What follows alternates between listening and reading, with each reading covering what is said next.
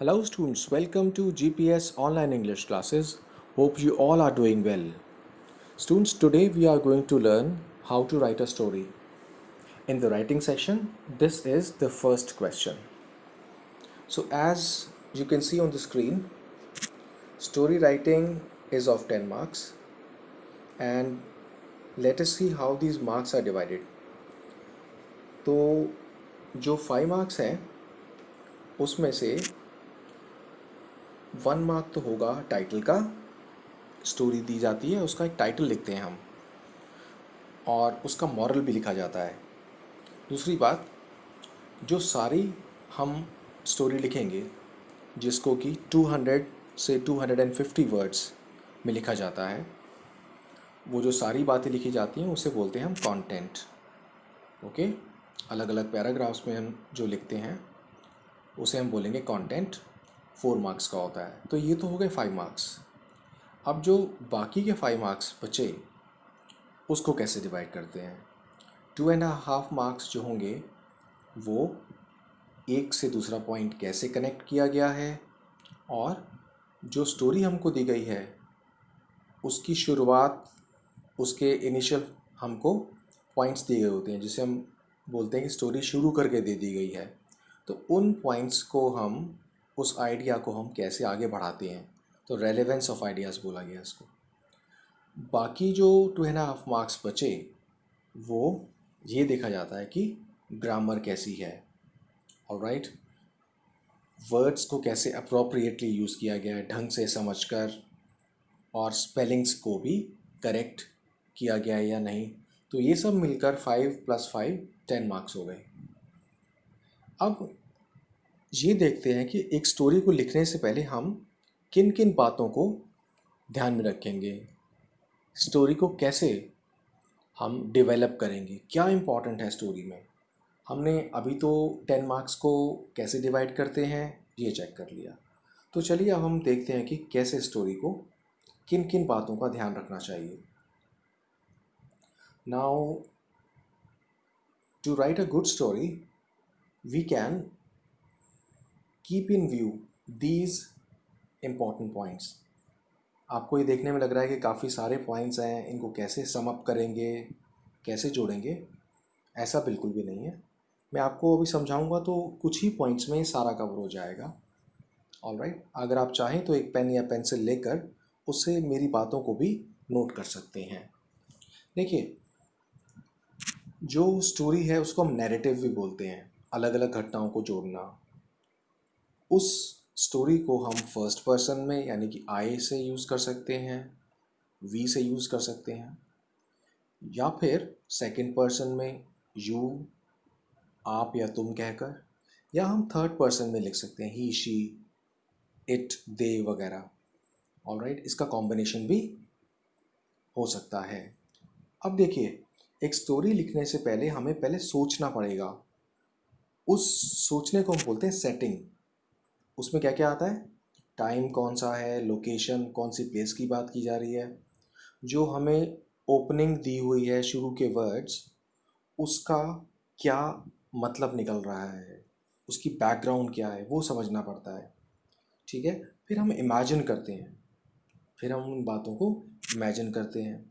उसके अंदर अगर हम डायलॉग्स लिखेंगे, जैसे डायरेक्ट इनडायरेक्ट स्पीच में डायलॉग्स आते हैं ना, या डायलॉग राइटिंग हमने कभी की है, तो हम उसको डायलॉग्स भी लिखेंगे, वो भी अच्छा होता है। डायलॉग को हमें कोटेशन मार्क्स में लिखना होता है। उसके बाद हम अपनी स्टोरी में 1 2 3 कैरेक्टर्स बना लें। जैसे आपने स्टोरी की शुरुआत तो उसमें अपना कोई फ्रेंड ले लिया, अपने फैमिली का मेंबर ले लिया, ओके, पड़ोसी की बात कर ली, ये हो गया। उसमें कोई जानवर भी हो सकता है एक। ऐसे करके 2 3 मेन कैरेक्टर्स को लेंगे और वो जो स्टोरी है वो उनके आसपास ही घूमेगी। उसमें वो कैरेक्टर्स को हम इन्वॉल्व करेंगे। इन्वॉल्व का मतलब शामिल करेंगे। अब स्टोरी को इंटरेस्टिंग होना बहुत ज़रूरी है। अगर स्टोरी बिल्कुल बोरिंग सी है तो बहुत कम मार्क्स मिलेंगे, पढ़ने वाले को भी मज़ा नहीं आएगा। आप लिखते वक्त भी आपको लगेगा कि मैं क्या लिख रहा हूँ या मैं क्या लिख रही हूँ। और देखिए कि जब स्टोरी स्टार्ट होगी तो आप लिखेंगे कि क्या क्या होता है, जो होता है वो लिखेंगे। ओके, उसमें आप जो चीज़ें कर रहे हैं उसको आप बैकग्राउंड मतलब पहले पास्ट भी सोच सकते हैं, फ्लैशबैक करा रहे हैं, सपोज़ आप किस चीज़ को पहले सोच रहे हैं, फिर आगे बढ़ते जाएंगे स्टोरी के अंदर तो क्लाइमैक्स आएगा। क्लाइमैक्स का मतलब होता है कि एकदम से कोई स्टोरी का ऐसा हाई पॉइंट जो कि एकदम से टर्न करता है स्टोरी में। क्लाइमैक्स का मतलब कोई बहुत इंपॉर्टेंट इवेंट स्टोरी का, जिसके बाद स्टोरी का एकदम से टर्निंग पॉइंट आ जाता है, स्टोरी मुड़ जाती है। फिर देखिए इसमें और पॉइंट्स कौन से इंक्लूड कर सकते हैं। कॉन्फ्लिक्ट, कि एक बात की जा रही है लेकिन अचानक कुछ और उसका ऑपोजिट हो गया, ठीक है, कोई झगड़ा हो गया, उसमें विचारों का डिफरेंस आ गया, फिर उसको हम सॉल्व करते हुए भी दिखाएंगे स्टोरी में। ऑलराइट, हम ये कर देंगे कि जैसे कॉन्फ्लिक्ट हो गया, कोई मतभेद है, तो उसकी वजह से उसमें कोई टेंशन कैसे क्रिएट हो गई है, जैसे हम मूवीज़ वगैरह में देखते हैं, ठीक है। और उसके बाद हम उस स्टोरी में थोड़ी मिस्ट्री, रहस्य को भी ऐड कर सकते हैं। ऑलराइट, कोई सरप्राइज भी उसमें ऐड हो सकता है, सिंपथी भी ऐड हो सकती है। एम्पथी या सिंपथी का मतलब हम कुछ ऐसे वर्ड्स उसमें ऐड कर सकते हैं, सेंटेंसेस वगैरह, जिससे मालूम पड़ता है कि हम किसी के बारे में केयर कर रहे हैं, उसकी प्रॉब्लम्स को सॉल्व करने के लिए कोई तरीका बता रहे हैं। फाइन, तो जैसे हमने टर्निंग पॉइंट्स वगैरह की बात की थी, वो सब चीज़ें इसमें आ जाएंगी। और उसके बाद हमने स्टोरी में आगे बढ़ते चले गए, तो स्टोरी को बढ़ाते बढ़ाते हम लास्ट में एंड कर देते हैं। हम स्टोरी के अंदर जो शुरुआत के पॉइंट्स लिए गए थे उनको बहुत ढंग से लास्ट में एंड करना हमें चाहिए। ओके, कि वो ऐसा ना हो कि जो पॉइंट्स शुरू में दिए गए हों उनसे स्टोरी बिल्कुल डिफरेंट बन जाती हो। उन्हीं पॉइंट्स को शामिल करके जो स्टार्टिंग पॉइंट्स दिए गए हैं वो, या अदरवाइज़ कुछ क्वेश्चंस में क्या होता है कि काफ़ी सारे पॉइंट्स दे देते हैं, अब वो काफ़ी सारे पॉइंट्स को हमें अलग अलग बांट कर लिखना होता है, ठीक है। तो आप ये समझ गए कि कैसे हम फिर क्लोज कर देंगे। क्लोज करने के लिए कुछ लाइंस होंगी, वो भी हम देख सकते हैं कि वो क्या क्या हो सकता है। तो चलिए एक एग्जांपल लेते हैं। फाइन, तो आपको ऐसे नंबरिंग नहीं करनी है पॉइंट्स की। आप सोच रहे होंगे कि ये अराउंड 20-25 पॉइंट्स हैं, हमें ऐसा कुछ नंबरिंग नहीं करनी है कि इतने सारे पॉइंट्स लिखेंगे। कभी भी इंग्लिश का जो आंसर होता है उसको हम नंबरिंग में नहीं लिखते हैं, नंबर नहीं करते हैं कभी भी, डिफरेंट पैराग्राफ्स में लिखा जाता है। मैं इस बात को रीट्रेट करना चाहूँगा, मतलब रिपीट करना चाहूँगा, that we should always write a story, okay, and other writeups जो बड़े आंसर्स होते हैं या स्टोरीज होती हैं उनको पैराग्राफ्स में लिखना चाहिए। और जब पैराग्राफ चेंज करेंगे तो इसका मतलब है एक लाइन छोड़ देंगे, और फिर एक लाइन छोड़ने के बाद जब दोबारा स्टार्ट करेंगे तो वो भी लेफ्ट हैंड साइड में बिना स्पेस छोड़े हुए, मार्जिन के साथ साथ ही, राइट। तो अब चलते हैं, हम इसका एक एग्जांपल देखेंगे। Let's look at a simple question. देखिए, write a story in about 200 and 250 words, तो आप समझ गए 200 से 250 वर्ड्स तक होने चाहिए। जनरली हमें इसकी वर्ड लिमिट को एक्सीड नहीं करना चाहिए, मतलब फालतू नहीं होनी चाहिए। फाइन, इसके मार्क्स भी कट सकते हैं, क्योंकि जो स्टोरी 200-250 में लिखी जाएगी इसका मतलब हमारी बच्चों की जो राइटिंग कैपेबिलिटी है, लिखने की सामर्थ्य, योग्यता, उसकी पहचान की जा रही होती है। इतने ही वर्ड्स में कैसे लिखोगे। जैसे एक शॉर्ट आंसर क्वेश्चन है 30-40 वर्ड्स का, क्या आप उसको 100 का लिख सकते हो? अगर आप लिखोगे तो टाइम वेस्ट होगा और उसके कोई फ़ायदा नहीं है उसको लिखने का। शॉर्ट में लिखने के लिए तरीका जानना चाहिए। तो चलिए हम स्टोरी स्टार्ट करते हैं। क्वेश्चन पढ़ेंगे पहले। Write a short story in about 200 to 250 words with the help of the cues given below. Now note down, cues means hints, HINTS, जो आगे आपको hints given है। Give a suitable title to the story. Story को एक title भी आपने देना है। ओके, आगे चलते हैं। देखिए स्टोरी में आपको क्या गिवन है। क्वेश्चन आया, it was Mohini's first day at the new school. बहुत ध्यान से हमें इसको पढ़ना चाहिए. मोहिनी का फर्स्ट डे था नए स्कूल में. She was feeling very nervous. वो बहुत ज़्यादा घबराया हुआ फील कर रही थी. She stood in a corner. एक कोने में खड़ी हुई थी वो. And watched. और वो देख रही थी या उसने देखा द स्टूडेंट्स. उन स्टूडेंट्स को हु वर लाफिंग, जो हंस रहे थे, एंड टॉकिंग, और बात कर रहे थे, एक्साइटेडली, मतलब बड़ी उत्सुकता के साथ, बड़े उत्साह के साथ. When she saw 4 senior students. जब उसने देखा कि 4 सीनियर स्टूडेंट्स, मतलब बड़ी क्लास वाले, एडवांसिंग, बढ़ते हुए, टुवर्ड्स हर, उसकी तरफ, कॉमा डालकर लिख दिया शी. अब यहाँ पर उन्होंने छोड़ दिया है, तो उन्होंने आपको एक बैकग्राउंड दे दिया, हिंट दे दिया. इसके बाद अपने आप आपने डेवलप करना है, इसको बढ़ाना है. ठीक है, तो चलिए टाइटल रख दिया गया है. सपोज इसमें हम अभी यही टाइटल ले लेते हैं. Things are not always what they seem. हालात या चीज़ें जो जैसी नज़र आती हैं, जैसी दिखाई देती हैं, हमेशा वैसी नहीं होती हैं. ऑलराइट, तो ये आ गया. आप इसमें कुछ और टाइटल लिख सकते हो. Okay, surprise on the first day in school, ऐसे भी आ सकता है. तो एक सूटेबल सा कोई भी टाइटल ला सकता है, जैसे मैंने आपको बताया. अब आप सोच कर और रखना. तो मैं स्टार्ट करूँगा. It was Mohini's first day at the new school. She was feeling very nervous. She stood in a corner and watched the students who were laughing and talking excitedly. यहाँ तक तो आ गया कि उसने स्टूडेंट्स को देखा जो कि बात और हंस रहे थे, बात भी कर रहे थे, हंस भी रहे थे. एक्साइटेडली, बहुत उत्तेजना के साथ, उत्साह के साथ. When she saw 4 senior students advancing, जब उसने देखा कि 4 सीनियर स्टूडेंट्स उसकी तरफ बढ़ रहे हैं. अब शी के बाद छोड़ दिया. अब शी से देखिए कैसे स्टार्ट किया. पहले तो हमने देखा कि पास्ट टेंस में बात की गई है. कैसे पहचाना? इट वॉज सेकंड फॉर्म आ गई है इज एम आर की. ठीक है, जिसको बी कहते हैं, उसकी सेकंड फॉर्म है. शी स्टूड, स्टैंड की second form. Watched, fine, was were. तो आपने देखा इसमें पास्ट टेंस लिया गया है. पास्ट कंटिन्यूअस भी आ गया और सिंपल पास्ट भी आ गया. फाइन, आगे चलते हैं. अब शी के बाद शी गॉट टेरिफाइड, वो डर गई.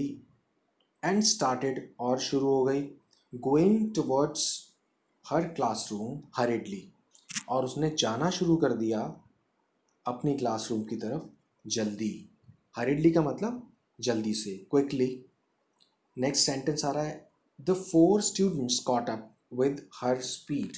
देखिए इंपॉर्टेंट, 4 स्टूडेंट्स ने उसकी स्पीड जितनी अपनी स्पीड कर ली, मतलब कैचअप कर लेना, ऐसे हम कहते हैं. स्पीड जैसा उसके बराबर हो गए वो अपनी स्पीड में. एंड कॉर्नर्ड हर, कॉर्नर एक वर्ब है यहाँ पर, और उसको बिल्कुल अलग कर दिया. कॉर्नर्ड हर, जैसे हम कहते हैं ना, कॉर्नर में कर लिया, उसको घेर लिया, ऐसे ही अलग कर दिया उसको. अब देखिए क्या हुआ. Drops of sweat roll down, कि पसीने की बूंदें गिरने लगी. डाउन हर फेस, मतलब लुढ़कने लगी उसके चेहरे के ऊपर से. As she muttered in a trembling voice, जैसे कि वो बोलने लगी. मटर्ड का मतलब धीरे से बोलना, ज़्यादा ज़ोर से नहीं. इन अ ट्रेम्बलिंग वॉइस, कांपती हुई आवाज़ में. क्या बोला उसने? अब देखिए डायलॉग वाला पार्ट आ रहा है.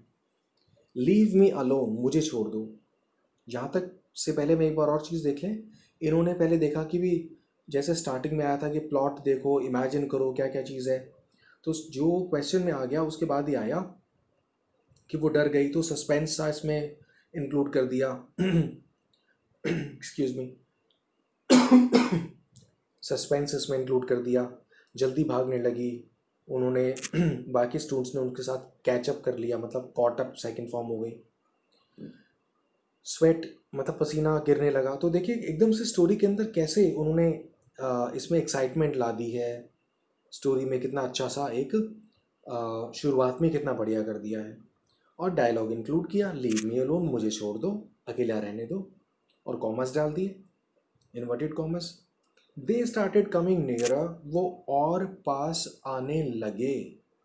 सेकंड है ना कंपैरेटिव डिग्री, नियर की nearer. As they seemed, as they sensed her fear. अब देखिए क्या है, जैसे ही उन्होंने उसका डर भांप लिया, मतलब जान गए उसके डर को, वो उसके पास आने लगे और ज़्यादा।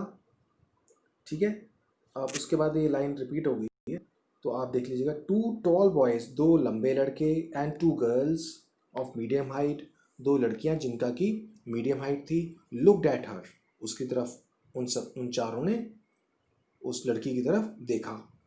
अब हर आ गया इसमें, ठीक है।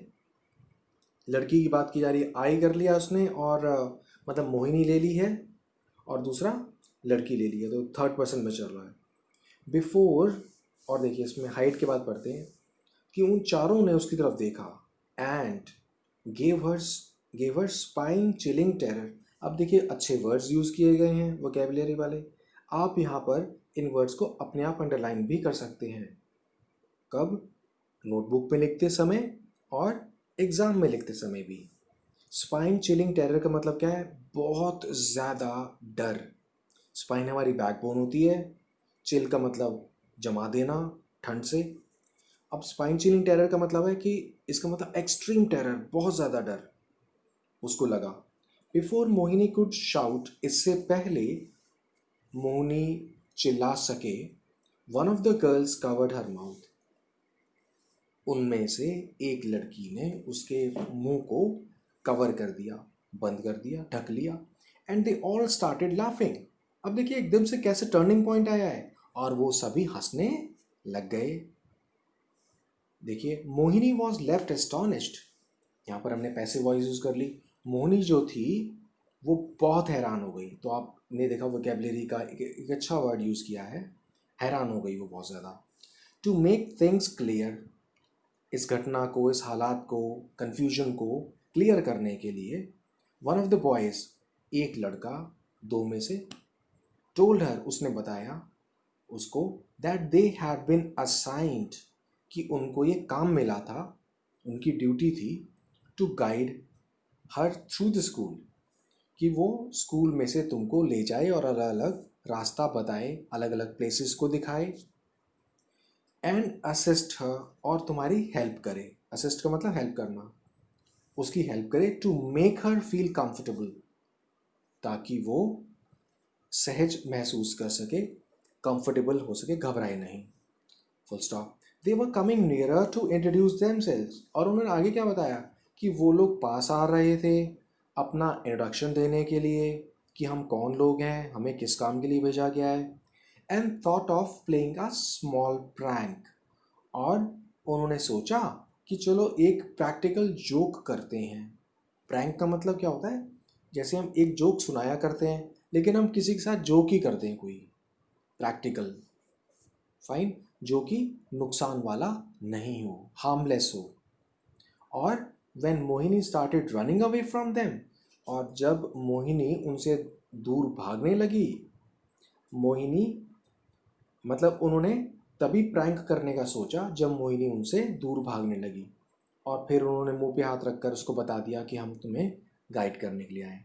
तो फ्रॉम देम तक तो ख़त्म हो गया।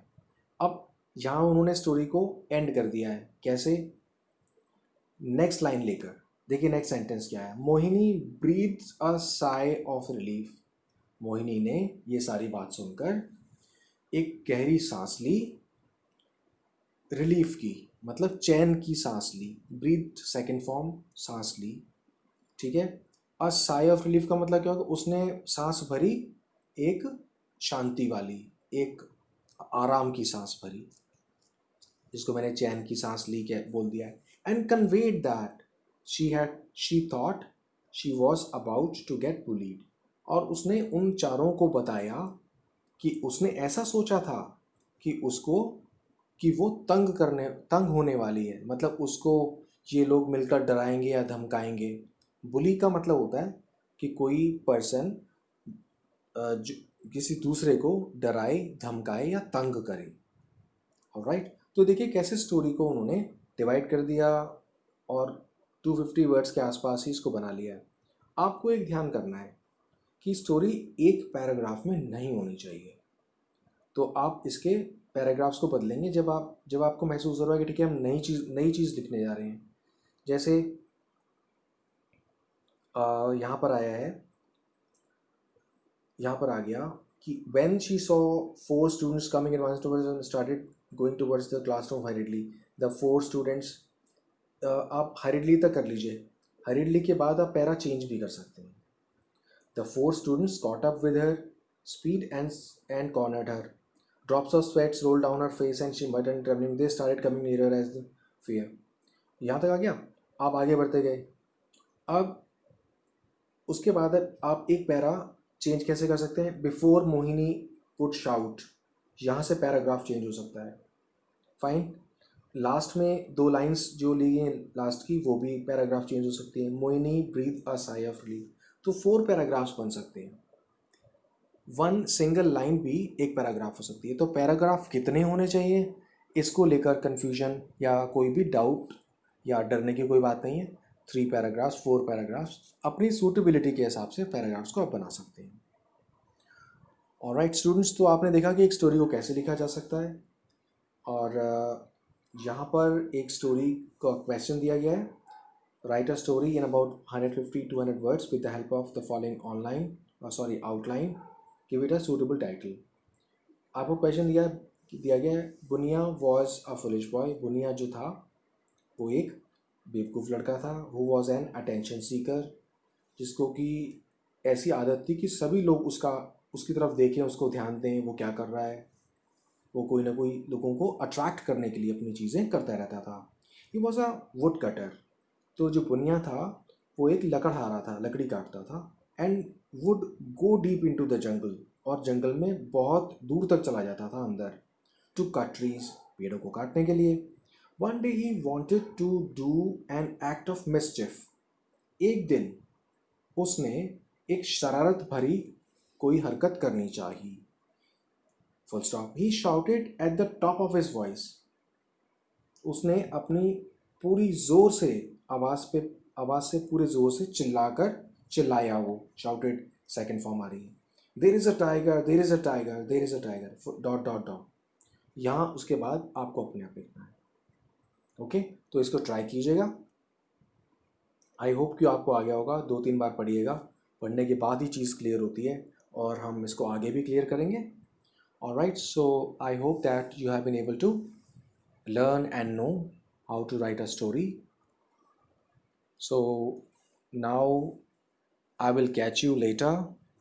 Keep safe, stay at home, keep smiling. Thank you so much. Have a great day.